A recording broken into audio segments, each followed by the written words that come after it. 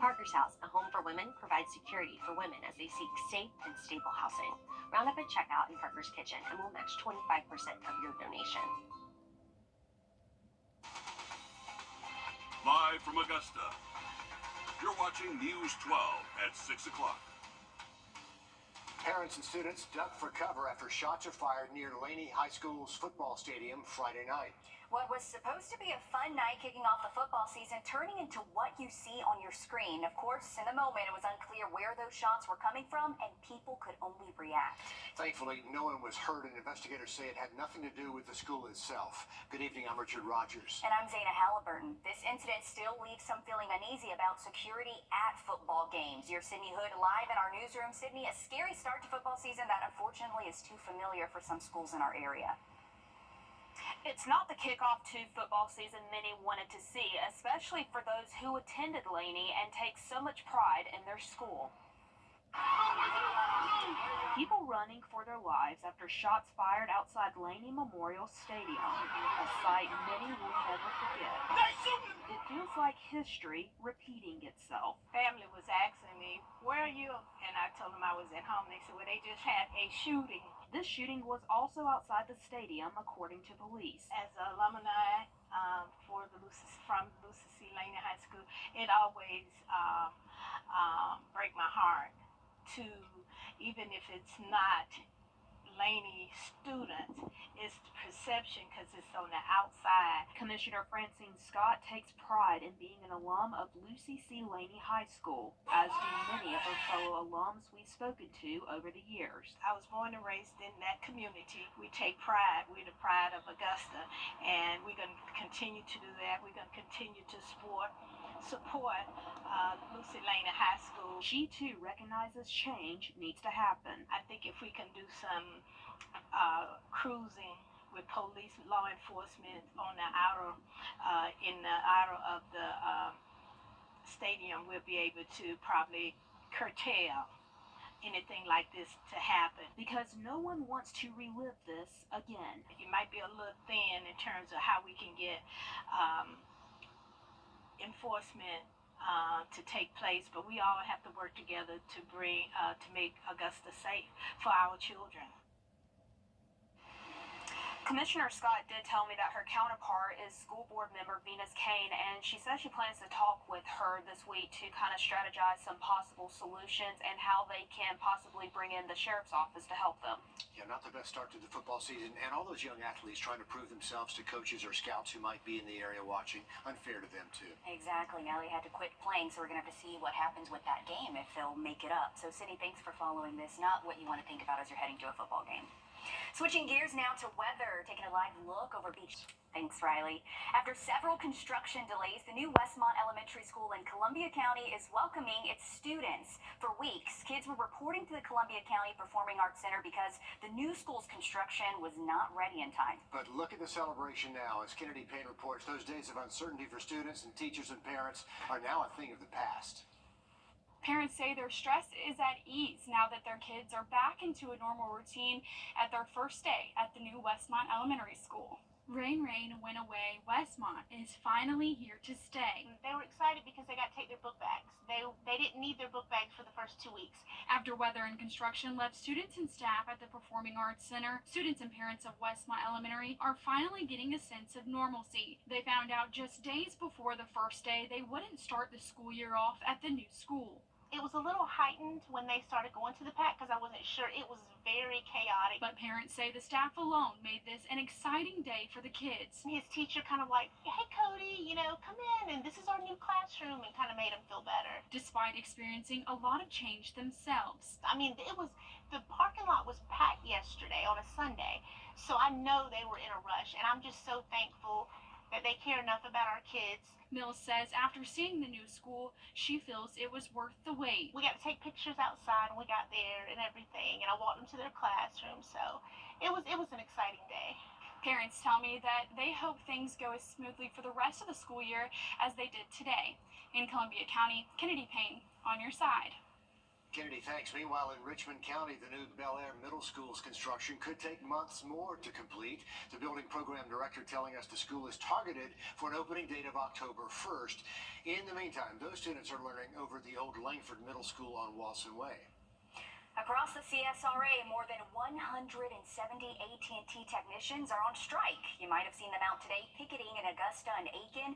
These workers join more than 17,000 AT&T workers striking nationwide, all part of the Communications Workers of America Union. They're calling for better pay and benefits after their union contract ended earlier this month. Julius Evans has the latest on this strike and how it could impact you. AT&T employees are looking to settle communication concerns at the bargaining table. Service technician Melvin Allen says it's a matter of making sure everyone is taken care of. But the cost of living increased over the years. We have to make sure that we have, we obtain enough finances to take care of our families. The union vice president says their absence will be felt if things continue to drag out. Without the service techs, they can't fix the cable. Wire techs, they're the main ones that go inside the homes and install the services to the home. Without one or the other, nothing will be perfect. The city of Augusta relies on the company for a majority of its internet and all of its telephone services. The city spokesperson says AT&T has reassured the city and all of its customers that service and maintenance will continue without disruptions. AT&T says they have been serious with negotiations since day one, with the company already settling 3 agreements accounting for 13,000 employees. Meanwhile, for Allen and others, they want to get back to work, but that starts with taking care of business. We always promise as a union to make sure that we give a fair, good, honest day's work for the pay that we do, pay that we receive, and to make sure that our customers get what they need. In Augusta, Julius Evans, on your side. More than 6,000 petition signatures joining the chorus of voices calling for Richmond County Schools to rework its total ban on cell phones, smartwatches, and headphones. Conversations surrounding cell phones and tech in the classroom are really nothing new. But this policy is drawing in students and parents who say this isn't the right way to go about addressing things. Audrey Dickerber speaks with a student who started that petition on what they want to see happen. A new school year means new policies. You can't have headphones or earbuds or anything out. You can't you have to have it in your pocket or put it away in your backpack.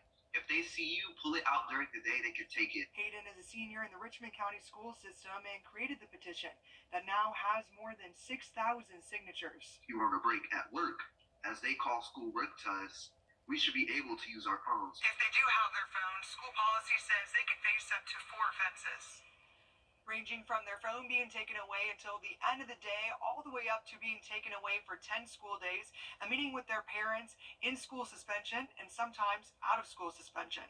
I'm not saying, hey, allow students to have their phones out all day and do whatever they want. I'm like, allow us to have our phones during lunch and breakfast at least. Allow us to listen to music sometimes, or when we're done with work. It doesn't make sense to not allow us to have our phones at all. And many others agree. Comments on the petition show parents and students expressing their concerns about the new rule, with concerns about safety, emergencies, and communication throughout the day. People are actually realizing that the phone rule is a little too brutal. And I'm glad it's not just students agreeing with me, students who want to be on their phones all day. I'm glad it's not just that. It's parents too. And he's hoping students stepping up and using their voices will make a difference. Speak out respectfully, because at the end of the day, they're the ones educating us. In Augusta, Audrey Dickerber, on your side.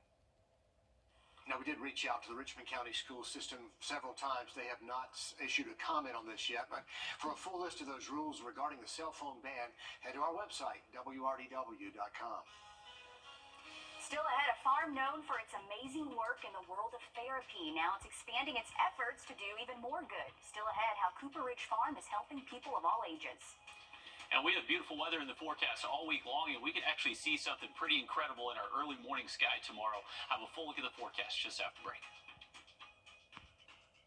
Time and temp, brought to you by your First Alert weather team. For a good while, so enjoy the nice weather while it does last. We certainly will.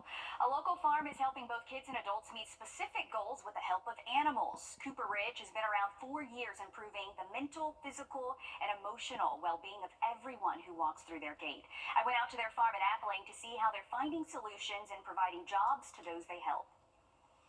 Aiden is 25 years old and has been coming to Cooper Ridge for a couple of years. He was diagnosed with autism at a young age. It's always been a joy to work with him, but he has had struggles along the way. So finding an opportunity like here at Cooper Ridge has been really fantastic. Cooper Ridge is an inclusive farm that helps kids as young as 3 up to adults. Josephine Fuller says about 80% of the people they work with have disabilities.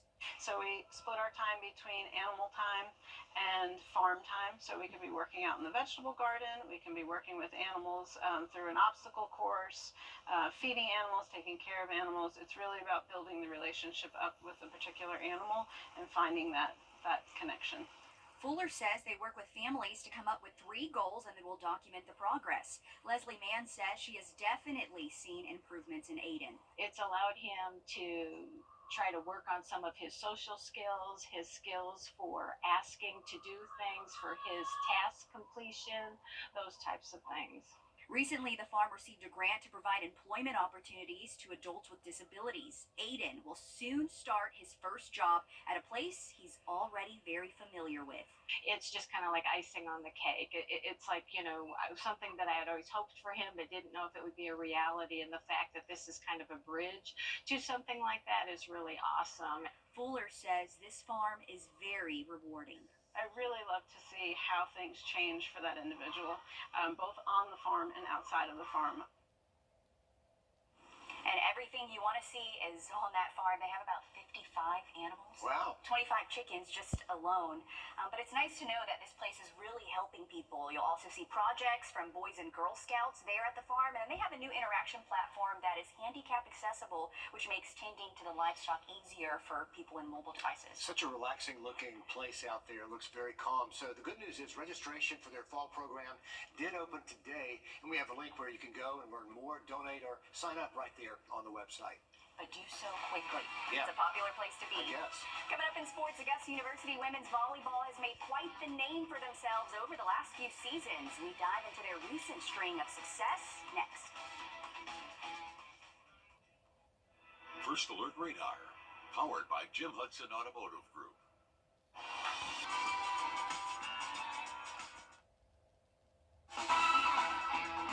On your sideline.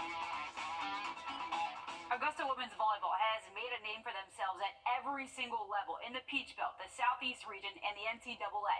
The 2023 season was the best in program history. A big reason for that is Coach Sharon Quarles. Joseph Doring explains. Well, it's not often that you hear of a college coach staying in place for 15 or more years, but that's exactly what's happening here at Augusta University, where head coach Sharon Quarles of the women's volleyball team is entering her 15th season, and she's looking to make it back to the Peach Belt title game and even further. While Quarles has been at the helm since 2009, AU's recent upward trend in volleyball started back in 2020 and has only gone up from there. It's put them on national notice. We've been very fortunate that has played in our favor, that we get quite a few transfers. Like this year alone, we've had 3 D1 transfers, 2 D2 transfers, and a freshman coming in. And with that kind of complement of players with our returners, it's going to be an exciting year for us. They're now feared across the Peach Belt, advancing to the Elite 8 back in 2021 and the Sweet 16 last year. The part of the job Coach Quarles loves the most. The real fun part of it is what's behind my shoulder. It's like getting in the gym, working with the players, and just taking that path from start of the season to the postseason play and seeing where we finish.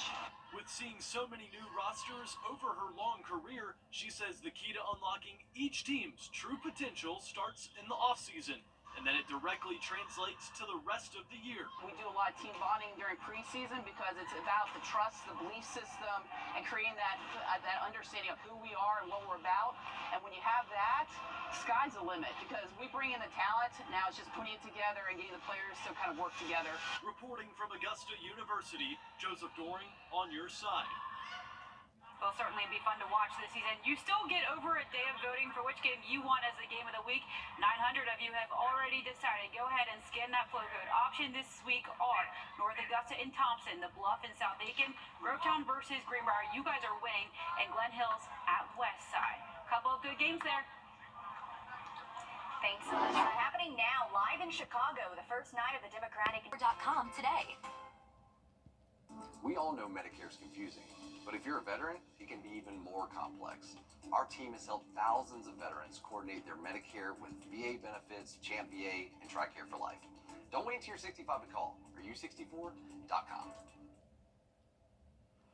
Welcome back, folks. Remember, we have started the school year, and we would love to come talk to your students. You can scan this QR code. This will take you to our job form to where you can select a date and time that works best for your class, and we would love to come talk to those students. Weather is definitely one of our big interests, and we'd love to share it. For tomorrow and Wednesday, we got some nice weather. Morning temps tomorrow will be close to 70, but as we head later into the middle of the week by Wednesday, I think we should find some mid-60s across the region, but high temperatures overall. Next couple of afternoons, staying in the mid and upper 80s. Very nice here for the month of August. We do not see a stretch of weather like this all too often this time of year. Once we get later into the week, those high temperatures staying in the mid-80s Friday, and into the weekend, not too bad either. Mid-60s each morning this weekend, and should hang on to that nice weather early next week. What do we do to deserve this in August? It's amazing out there right now. Riley, thanks. Our next live update comes at the top of the hour on 26 News. And then join us back on News 12 at 11.